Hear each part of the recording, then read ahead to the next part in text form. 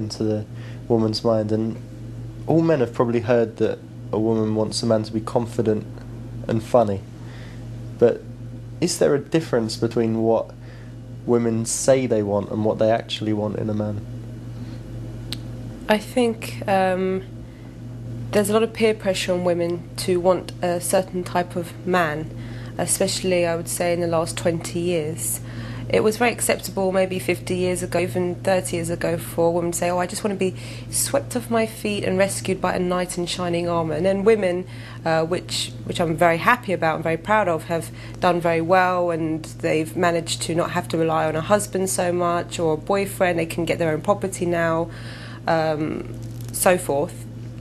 So they feel that that old cliche is almost going to take them back to where how they were. But really, there still is that need for the knight in shining armour. It still is that need for the alpha male, the stronger person in a relationship, the man that makes the decision, the man that makes control. But they can't admit it because of the situation that they're in terms of the success and everything. They don't want to jeopardise that. A lot of guys have an issue with their looks. You know, pretty much everyone has something they're unsatisfied with. How big a factor is the man's physical attractiveness to the average woman? It is important, I'm not going to lie, it is important. You do notice a good looking person, whether it's a man or a woman, walk into a room. You can't help but naturally be attracted to that person and want to get to know them because of that. Is it everything? No. And if you don't look like that, does that mean you don't stand a chance? Absolutely not.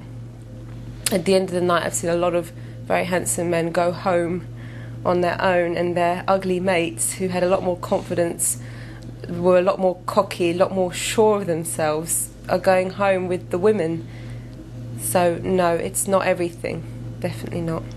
You told me something once about how you might see a guy that is very good looking, and from his approach your opinion of him drops really quickly and he becomes very unattractive. Could you say something about that?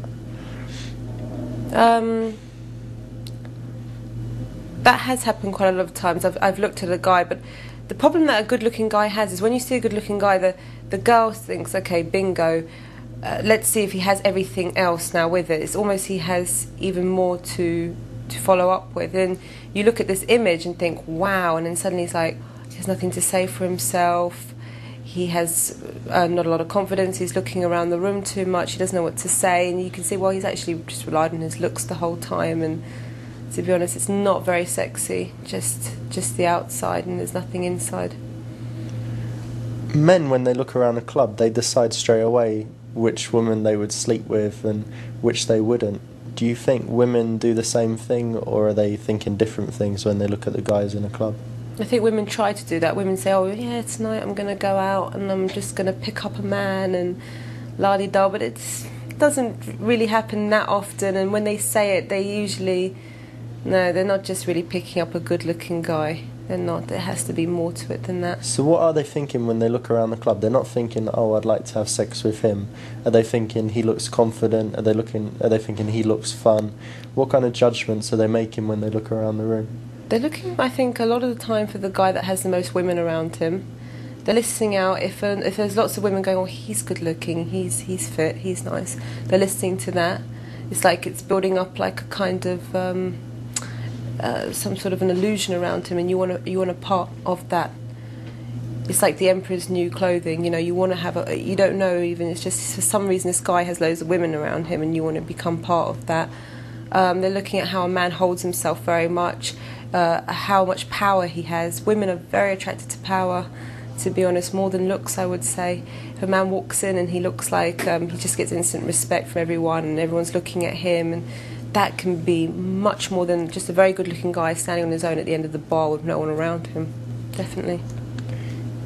If you meet a guy and he's not confident, what is missing from him, or if you meet a guy that is confident, what elements does he have that are different, both in maybe body language and in conversation? Can you break down some of the elements that make up confidence? The first thing is that a confident guy will hold your eye contact and not be scared of it. He'll be so sure of himself that he won't feel like he has to impress you. He's that confident that he can just be himself, he can just talk, and he can be a little bit crazy, a little bit eccentric, doesn't bother him. The shy one, or the one with no confidence, he tends to keep looking around the room and anything but your gaze, and if he eventually does speak to you, he's not being himself, or he's stuttering, or he's using chit-chat for way too long because he's too scared in case he actually does. Even if you're giving him like loads of eye contact and you show him you're interested, he still will try to avoid that part of, can I have your number, or can we see each other again? He'll do everything to avoid that. This confident guy will just, you know, he doesn't even have to say it because he knows it's going to happen almost.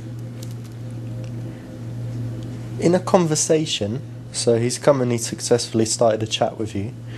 In a conversation, are there specific things that he should do? I mean, should he always tease? Should he always be funny? Should he always be challenging? Should he always tell a story about himself? Are there any elements that are very good to have in a conversation? I think if you had all those things you just mentioned, that would be good in one conversation.